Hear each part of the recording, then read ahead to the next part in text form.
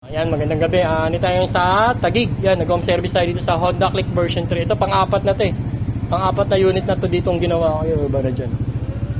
Pasyo, yung sniper, yung ADB. Pinaglalagyan ko ng busina, ilaw yan. Ito yung pang-apat ngayon, yung Honda Click na version 3.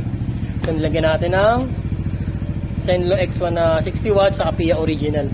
At ayan, pwesto nyo. Ayan, tago siya. Walang sahi dyan. Yan o. Tapos ito, meron siyang push button para sa passing light. Tapos yung switch niya ito.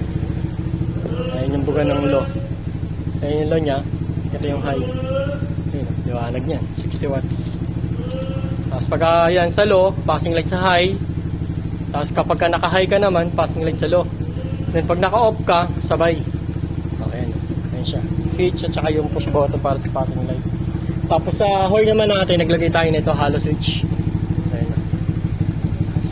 Stock muna tayo. Ayan, stock. Then loud. Yun. Tapos ito pa. Off natin yung makina. Ayan, wala din siyang kurap sa ano. Nakapatay yung makina niya. Wala. Sa high, ganun din. Ayan. Ayan. Wala siyang mga kurap.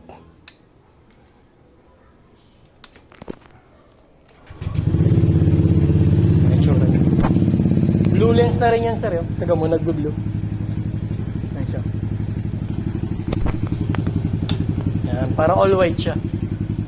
Kaya ginawa kong white yung low mo. Ayan low. Ayan yung buga niya.